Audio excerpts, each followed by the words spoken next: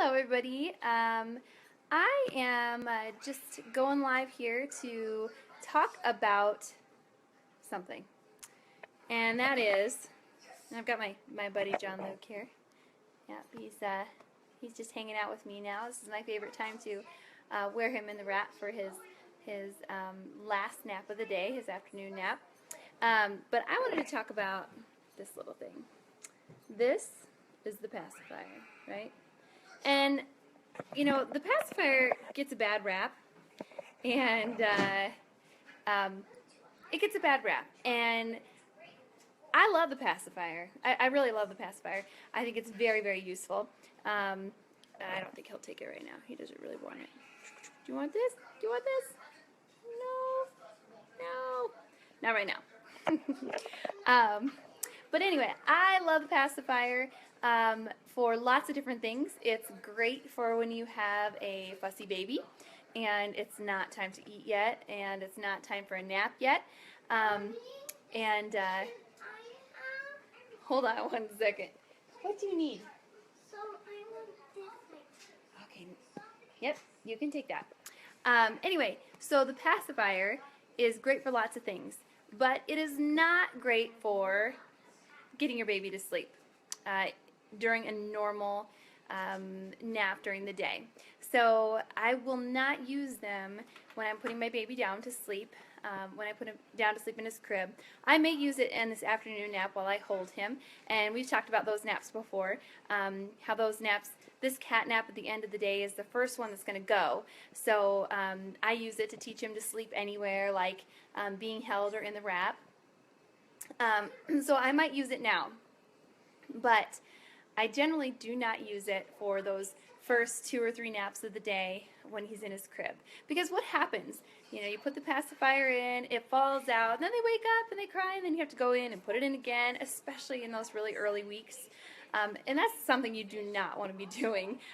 You're going to be going into the room, you know, 5, 10, maybe 15 times, and you want them to learn how to sleep on their own, not with the aid of a pacifier. So, so while pacifiers are great, they are not good sleep helps.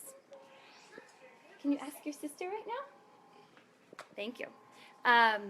They're not good for sleep training.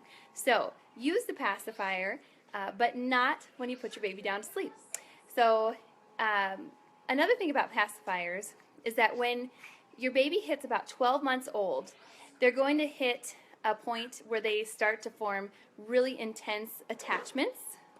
Oh, you do that with both babies?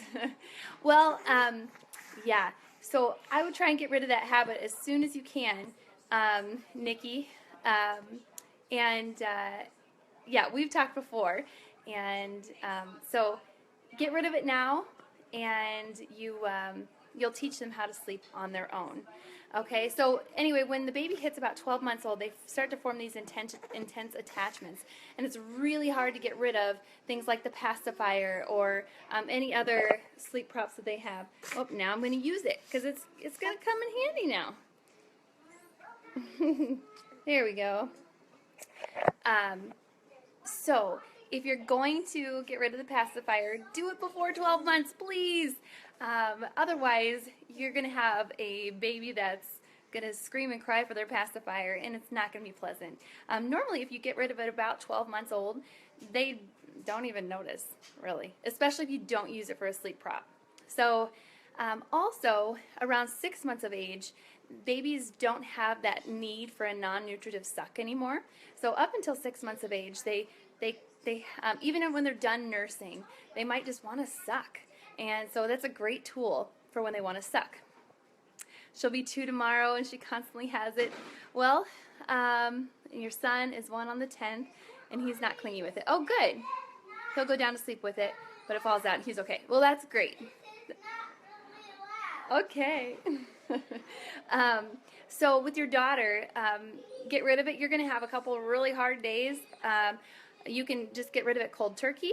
What you can do is poke a hole in the end of it too, and then it kind of loses its pleasure because there's no suction there. So you can do that, or you can start nipping off just a little by little until they can't hold on to it anymore and they kind of give it up on their own. So there are different ways that you can get rid of the pacifier. And it might be frustrating for them for a while, but kick the habit now, and it'll be easier now than later. So anyway, pacifiers, great tool, but they can be a bad sleep crutch as well. So use them for what they're for. Use them for that non-nutritive suck. Use them for the non-nutritive suck in the first 6 months. To keep them happy if they're fussy or whatnot, or to put them to sleep when you're out and about, but don't use them for naps. So, 3-month-old uses it to fall asleep. Can I just let her cry if I don't give it to her? Absolutely. Yeah, sorry, my arm's getting tired, so you see this big head here.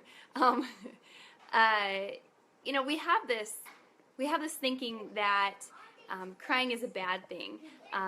But while babies are learning how to sleep, oftentimes to self-soothe, they cry themselves to sleep.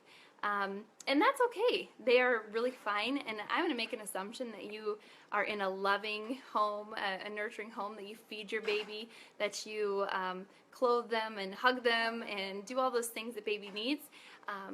So brief periods of crying really are not going to make much of a difference for her. It's not going to have lasting